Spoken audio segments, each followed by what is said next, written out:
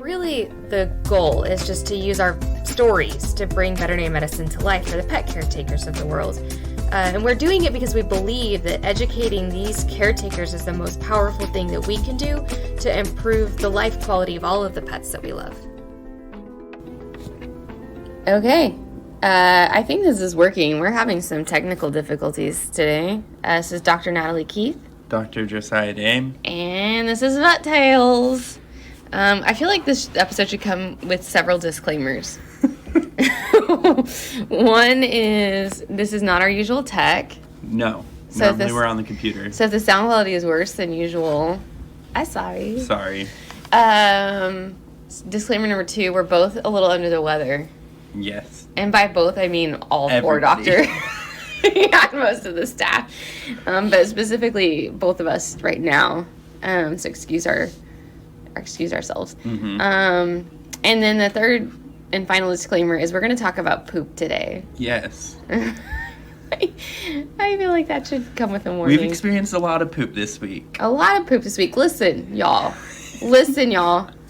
If you have friends that aren't listening to this podcast, and I know that you do because I've met at least 9 of them on Monday that did not listen to the Holidays Are So Fun podcast episode because we had not 1, not 2, but 9 cases of vomiting and diarrhea post Thanksgiving meal consumption and travel. Yeah. So fun. So we are tired. Mm-hmm. We had to hospitalize 5 of them, actually. Yeah, a lot of them. Mm-hmm. Which normally I feel like we don't do that, but a lot of them were very dehydrated. They were dehydrated. Yeah. And I think one of them, like, legit had some food poisoning. Yeah. Stuff happens. My dog had pancreatitis 2 weeks ago, but... Yeah, it was just in large quantities. It was in large quantities. Yeah, it was a lot on a Monday. So, anyway. So today, we wanted... My technical manager, Christina, was like, hey, can you do one? And I want you to call it the scoop on poop. And I was like, done. So we're doing the scoop on poop today, and we're going to talk about fecals, like what we're looking for on fecals. We talk about like diarrhea in general. We can talk about when we have to send off PCRs or fecal tests to outside labs, things of this nature. Yeah. I guess, like, why do we ask you to bring your dog's poop? Yeah, because if you've ever done a wellness here, we say, please bring a sample. Bring the sample, or we will have to collect it. What you're saying? Bring the poop, avoid the loop.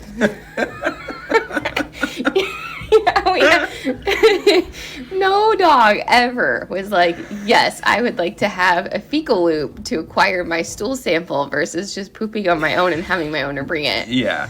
And we typically, now we're looping puppies at the 8-week appointment. And yeah, if you don't bring your stool sample, your puppy does have to get the poop loop. Yeah.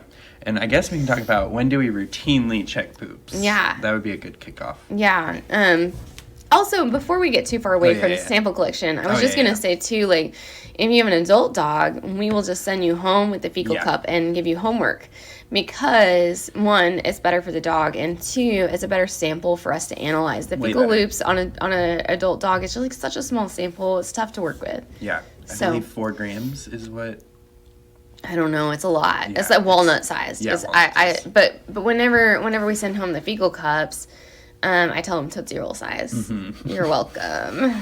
You're welcome. I say fill the bottom. Yeah, fill the bottom. It's nice. Anyway, there was this vet that I knew in Edmond, and they used to actually, because they're sterile cups, right? So she would send home a Tootsie Roll in the cup. And she was like, a Tootsie Roll for you, and then I need a Tootsie Roll for me. I was like, mercy, help us all. Anyway, hysterical and disgusting simultaneously. Okay, so when? Go ahead. Yeah, so if you're bringing a puppy, we're going to be doing, at our vaccine appointments, we'll want to do a fecal at the 8-week appointment. Mm-hmm. And the 16-week appointment too, typically, if you can bring one into us. Now, if we came up positive for something at our 8-week appointment, we're going to push for a 12-week recheck too. Mm-hmm. Yeah. Which we're seeing a lot more resistance, which is why, because we used to just do fecals at 8 weeks, and if they were negative, you just move on with your life. But we're seeing a lot more resistant strains, especially of hookworms. We've had to do several blood transfusions this year. Yes. Because these dogs with hookworms will get so anemic that they literally have to have a blood transfusion. Yeah, and I think I've seen like 3 or 4 dogs this summer that had documentation of being dewormed. Yeah. And still had a profound population of hookworms. Like a fatal amount. Yeah, like a fatal amount. So I like threw all of my dewormers at them. Yes. Surely one of them Surely will one stick. of them will stick. Yeah. So that is kind of made me and Dr. Keith scared. Yeah, it is terrifying, because, we know resistance is a thing that happens over time, and the hookworms especially can be very fatal. Some of our other parasites, like, tapeworms, get a lot of bad rap because they're disgusting to look at, but they're not super dangerous, but hookworms are scary little guys. So now you're seeing a little bit more frequent recommendations for fecal rechecks. AHA standards are like a lot. Like they say 4 times a year in the dog's first year and then twice a year every subsequent year, and we don't get that aggressive with it unless the dog has a problem. Yeah, or a history. Yeah. So typically then yearly after that. Yeah, so yeah. So we do technically, we do 3 or, depending on what happens, we do 3 or 4 in the first year. And then post that, yearly. And a lot of people are like, well, they're on prevention. Why do I need to check yearly? And because, sadly, just because we're getting a monthly dewormer does not mean it's going to kill every single parasite that your dog could pick up. Yeah, I mean, and the heartworm preventions, depending on which one you're on, don't cover all of the worms. Exactly. So, like, for starters, none of them cover coccidia or giardia. So that's just, like, straight facts. So that's one of the big reasons that I'm checking. And then we do a lot of ProHeart here and NexGard Plus, and that does not cover whipworms. Those products do have guarantees, though, so if your dog comes up with whipworms, they'll cover the treatment for it, so that's nice. You're not losing out anything in terms of, finances, I guess, in that sense. And then if you have HeartGuard or TriHeart or Iberheart or any of the ivermectin-based products, essentially they're also not going to cover whipworms, and they're just like, there's a lot of resistance to ivermectin in general, especially at the doses that we're using for heartworm prevention, because it doesn't take very much to kill a heartworm, compared to, like, let's say mange. Yeah. So it's a very low dose of ivermectin that may not cover everything. Exactly. And I think just looking back before we had a lot of common preventions that killed whipworms, I think one of the biggest, like, adult dog parasite we saw was whipworms. Absolutely. And that was why we were doing our yearly. Absolutely. Yeah. And those things, they will also become very dangerous. When people talk about dogs losing weight, they're like, oh, it's probably wormy. Usually it's not worms. Usually it's not. But if it's whipworms, it might be. It might be, yeah. Yeah. And most of the whipworms, they're tough. Mean. Yeah, they're mean. They hide. Yeah. They're sneaky. And they dwell in the cecum chronically. Yep. And then you get this chronic diarrhea. And I have seen adult dogs nearly die of whipworms. Really? So, yeah, I've never had one actually die, but they came in, like, dying. Just emaciated. Emaciated, chronic diarrhea, dehydrated, like, bordering on septic. And so we had to, like, get rid of all the whipworms and then treat the severe trauma to the digestive tract. And then, it's a slow recovery, few months to get them over it. And then the fun thing about whipworms is once they're in your environment, those eggs last in the soil for 7 years. So you just, like they say you can either remove, like, the top X amount of soil, like, I can't remember if it's, like, 2 inches of soil off of your entire property is one choice. Or B, like, keep your animals on whipworm treatments for life. Probably. Yeah. Yeah. So if you've ever had a whipworm infestation, we will change your heartworm prevention to something that does include whipworm coverage. Exactly. And then for cats, it's pretty similar. We're going to check an 8-week, and then if we see something, then we're going to recommend it continuing to check. Yeah. Because if we ever get a positive fecal 4 weeks later, we're going to recommend to recheck that fecal to make sure we cleared the infection. And that is due to something we call the prepatent period, which is basically how long it takes these worms to develop in the body once your pet has like ingested an egg. Yeah, infection to detection is what I like to call it. Yeah. Yep. Egg to egg. Egg to egg, yes, exactly. Typically, at like rule of thumb, if you're taking a test, a parasitology test, 3 weeks. 3 weeks. It'll get you we'll most get you places. Probably 70% on the test. Yeah, that's right. Just put 3 weeks for all the prepaid periods. And then if you're like something feels weird, go with 28 days. Mm-hmm. That's your most common answer. And then for those of you who listened to the heartworm episode, you guys know that it is a very long prepatent period of nearly 7 months. Yeah. So. Which is good. Yes. Because that gave us time to figure out how to kill them. Yeah, right. For sure, nasty little critters. Anyway, okay, so that's the basic wins. The 8 plus or minus the 12 week, and then the 16 weeks, and then once a year, unless the animal has problems. But we're assuming that these are normal, healthy pets without diarrhea and so forth. That's kind of the routine there. And I feel like I have to say this caveat. Sorry, it's my dog shaking in the background. He's so noisy. When we check a fecal, it's not 100%. So typically we'll say it's negative on sample, but these little punks don't always shed eggs. Yeah. So sometimes we will coccidia will hatch out in waves every 3 weeks. I had a client get furious with me over that one day because the dogs were negative for coccidia, and then she was a breeder and so she sold the puppies. They went to the next place and then they had coccidia. Oh, she was livid, and I was like, I tried to describe the life cycle and it just didn't help. Work. It didn't help. So that's just something to keep in mind. It's not always exact, but it is our best on-hand test that we can do in-house quickly. And typically, if they're clinical, we're gonna see something. Yes, absolutely. I would say majority of the time. And also, if they're clinical and we're not seeing anything and they're not responding to our normal, like, just upset tummy meds, we may send out actual cultures, PCRs, looking for things that are way more sensitive than just a microscopic exam. Yeah, so Antech, which is one of our lab companies, they just came out with a key screen PCR that checks for, like, 20 parasites that can cause diarrhea in dogs and cats, and even speciates some of them, so it'll tell you if they're the kind that can, hurt people, or if they're just the dog kind. Like Giardia, some of them are dangerous to people, and some of them just are not. And so it will actually tell you which one it is. So you don't even need the shedding of the eggs, and they can tell you theoretically what parasite is in that patient. So I've used it frequently. I reach for it when I have kittens who I'm getting negative fecals for. Kittens are the worst. Diarrhea kittens are so hard. Kittens with negative fecals, still continuing to have diarrhea, not necessarily responding to my just go-to medications, and I'll send it off, and a couple times I got Giardia that just was not showing up on my other tests. So those things can be helpful and help us get an answer of what's going on.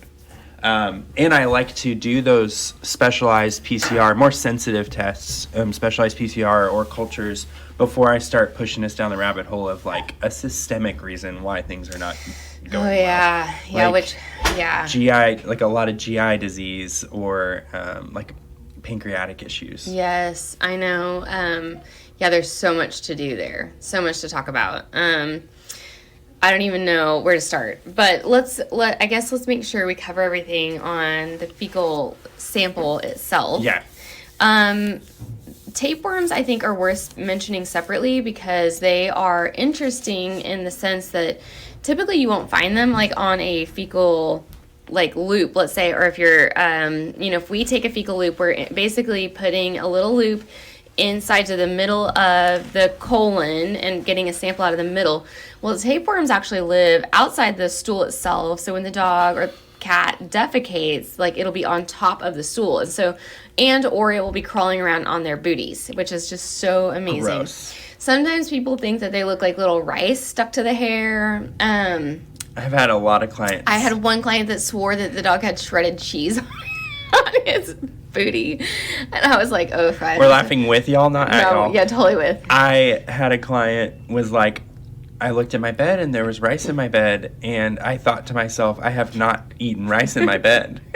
And I was like, you didn't. You didn't. I'm so sorry. I'm sorry right now for what I'm fixing to tell you, which is that those are dried up little bags of worm eggs. And they're weird because, so basically these little, they're called proglottids, and they're these little, you maybe have seen them. They're like these little square rectangular things that they inch around. They like a little inchworm, and they're just full of tapeworm eggs. And then the tapeworm, a little saccule will dry up, and then that's what you get the rice. And once that cracks open, then boom, we have all these little eggs. Yeah. And then that life cycle is actually completed through the flea. So depending on which species we're talking about, the most common for us, the diploidium, is through the fleas.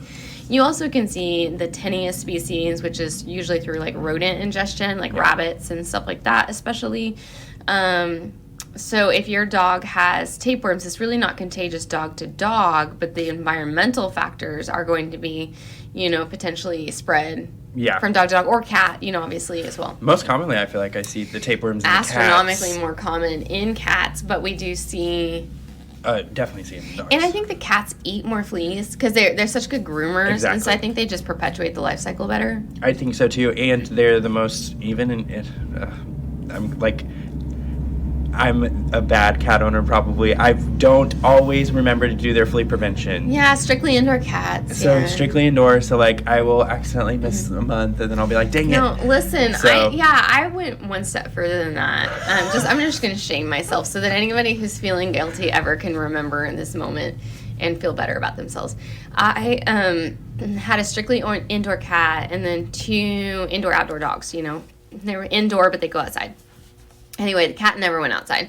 So I was just like, my cat doesn't need flea medicine. It doesn't. It totally doesn't. Totally doesn't. And I was wrong. And the way I found out that I was wrong was that so my husband's a hunter, and there was this deer head above our recliner. And then, yes.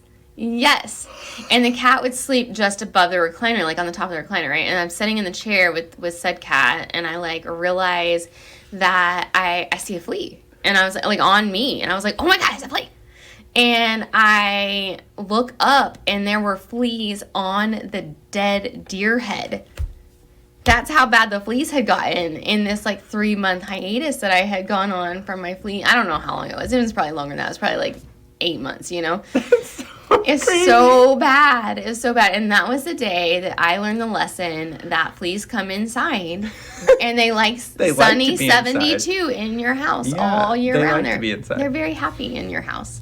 And that is a testament flea season isn't a thing. You don't need carpet to have fleas. Yeah, you do not. You can just have a deer head on and the a wall. recliner. And a recliner. That's all you need. I tell people all the time, I'm like, listen, they're in the baseboards too. Oh, they definitely are. Yeah. I've seen the little videos of the fleas living inside the cracks of the hardwood I've floors. also, no shame to anybody, I've also had to deal with fleas in my household too. So it happens. It happens. We have pets are not inside. judging you. And then people feel like it's that same kind of shame, whenever your kid has lice. People are so embarrassed whenever you realize their animal has fleas. They're like, no, we do not have fleas. I was like, or I'm quoting a client, and if they're listening to me now, please forgive me.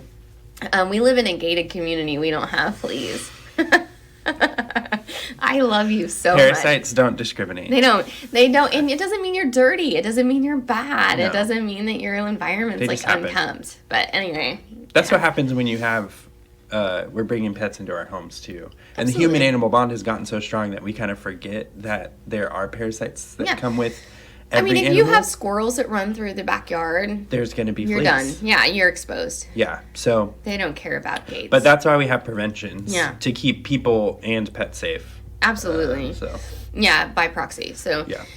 Okay, so anyways, that's kind of our normally routine healthy dog screen. We've got the roundworms, hookworms, whipworms, which are covered by the heartworm prevention for the most part, coccidia and giardia that are not, and then tapeworms that are a plus or minus on that, and those are the ones you're going to see on the stool itself. So when you watch your dog go to the bathroom or your cat go to the bathroom, you're going to see those tapeworm eggs. Yeah. And so giardia we don't always see on our just normal fecals too. They're so hard. So they can be hard to see. So sometimes we will request a PCR test, like we were talking about earlier. It's not one, or a snap test, an in-house snap test. Just far more sensitive. If we're suspicious that the pet has giardia, which that kind of like low-grade diarrhea. Sometimes it's kind of green in color. Green. They tend to be more gassy to me, those patients, and they tend to sometimes have like spit up episodes is what I've noticed. So like that's what I mean, crampy. Like they're almost like a little bit more crampy than like a normal diarrhea dog. Yeah, that makes sense. So special test for that. Mm-hmm. And then for Giardia, we will reach for our Panicure dewormer. And then treat the diarrhea with metronidazole, which also kind of treats the Giardia. So I usually just give both. Yeah, for sure. I mean, because you gotta help the pet's symptoms simultaneously. Exactly. So yeah, very, very common to use Panicure and metronidazole together for that. Coccidia is a different beast altogether. It's like a little protozoa. I don't know. Yeah, and it like. You have to use a specific type of, it's called a coccidiostat. So basically sort of like an antibiotic for coccidia, but it's not an antibiotic because it's not a bacteria. Anyway, so, and they can be really persistent. This is the one I was speaking about whenever the client was upset with me for not seeing it on a fecal, but it sheds out every 3 weeks. So there's a very decent chance of missing it unless you just happen to get lucky. Or if the pet is like really overwhelmed by them, then you may be seeing them more frequently or persistently, and it makes it easier to find it on fecal. Yeah, what we reach for is Albon, which is that thick yellow liquid. Yeah, and there's also, so in horses, which we never talk about, the Panazuril, or Marquis is the brand name of it, is used for EPM, which is, I'm going to go like super rogue on you guys, Sarcocystis neuroni, which is a type of protozoa. I'm glad Dr. Keith knows horses stuff. That the horses will get from eating food that a possum has defecated in or been in, or like fecal oral transmission kind of thing. So that's why horse people don't like possums. Yes. But that stuff is expensive. And so the reason I bring it up is only to say that in dogs that are refractory to Albon, we will sometimes reach for Panazuril. Yes, because they work differently. That one, I believe, is... Cidal as opposed to static. Cidal instead of static. Yeah, so when you say coccidiostatic, it just means you're stopping the reproduction, versus cidal means it's actually killing them. Yeah. We get on those tangents. I was like, I don't need to talk about the difference between those two, but... I'm sorry. I like to. If I'm going to say a word, I'm going to define it. Yeah. And you really pulled out that horse. I could have been a really good horse vet. I remember that, but I thought to myself, I don't need that anymore, and left it. Yeah. I was going to be, when I went to vet school, I was going to be an equine theriogenologist. Lol. And then I got out and I was like, negative Ghost Rider. Pattern is full. We're going to need to rerouting. Okay, side. This is what happens when we're on cold medicine. I know. And caffeine. Okay. Basically, I think one other thing that I wanted to really talk about was, we didn't mention Tritrichomonas fetus in cats. So that's something else that we can't really find in-house. Yeah. If you have especially a kitten or cat, or a multi-cat household where multiple cats are having diarrhea. New kitten in the house, then everybody gets diarrhea, or just the kitten. It is a nasty little creature as well that is very difficult to find, so you have to send it outside testing and then follow a specific treatment plan for those. And they can be present and non-pathogenic, which makes it even more fun, meaning so they can have it and it doesn't cause the animal any problems. But if you find it and the animal is having problems, cats specifically, then you try to treat it and see if your symptoms don't go away. Technically, you could have any one of these and not have any symptoms, which is another reason why we're like, do your yearly. Yeah. So, okay, listen. This is one thing that just you remember when we talked about kidneys and I was like, owners would say, oh, my animal's kidneys are fine. They're peeing wonderfully. They drink and pee all the time. And it's like this giant explosion goes off in my brain. So the same thing happens when I say we need to do a fecal and the owner says, no, I look at my dog's poop every day and there's no worms. And then the little explosion happens. Yeah. Because listen, except for tapeworms, you don't see these on the fecal. They are microscopic eggs because the worms themselves are attached inside to the body somewhere, inside the GI tract at some place. And they are, aside from the tapeworms that are like shedding out the chunks of itself with the baby eggs inside, these are not, they don't want to leave. Yeah. They want to stay in there and just have microscopic eggs. So you have to let us look under a microscope for all of these. Unless you get real lucky and see a giant roundworm. Yeah, I mean, if a worm like dies of old age, or there's like getting kicked out by the competition or something, you know, then you'll sometimes see them. They look like spaghetti noodles. Yeah, hookworms. The adult hookworms are very small. Very, very small. Whipworms as well. Like they're kind of translucent-y, so you can see them if you've washed away all fecal matter. But like just to see them within the stool, you're not gonna see it. Yeah. So. Yeah, but roundworms, those suckers can get pretty impressive. Yeah, and roundworms, like, when we deworm puppies that have a load of roundworms, I'm like, hey, just watch out. Like, it's going to look like you're at the Wednesday night spaghetti dinner at church. Oh, like, God. Like, it went after they die off, like, you're going to see a lot of them come out. And don't be alarmed. Yeah, and they curl up, and sometimes they'll still be moving. I'm sorry, y'all. And if we're just going to talk about horses one more time today, in foals, if you have a high roundworm burden and you deworm them to aggressively all at once, you can cause those horses to obstruct with this ball of roundworms. Yeah. So, granted, they have a different species. Those worms get different sizes and so forth, but it's very similar. It's sort of like a Great Dane to a Chihuahua, you know, same basic concept. Yeah, and I feel like I've seen a couple like kittens who I've dewormed and then they've kind of acted pukey. I'm like, I wonder if it was the die-off that caused some transient obstructions, not surgical obstructions. Yeah, and so then also, you know, just when we talk about deworming these animals, owners, they'll get nervous when I give a dewormer in the clinic. They'll say, is my dog going to have diarrhea in the car? Like, is because I know deworming causes diarrhea. Well, deworming doesn't cause diarrhea. No. The death of worms in the intestines, letting loose and trying to get out of the body, that causes diarrhea. Yep. So if you have a normal, healthy puppy and we give a dewormer just to be on the cautious side because there may be 1 or 2 worms in there, you should not see diarrhea. But I will tell every owner, if I know that animal has roundworms and I'm deworming it, I will say just do not be surprised if we have diarrhea. If you do, call me and I'll get you a probiotic you can come pick up. Yep. So that's pretty normal. Very normal. You know, outside of that, roundworms they'll cause the tummies to bloat up. Like the puppies will eat and their tummies will swell up to 3 times the normal size, and very alarming. Looks like they're pregnant.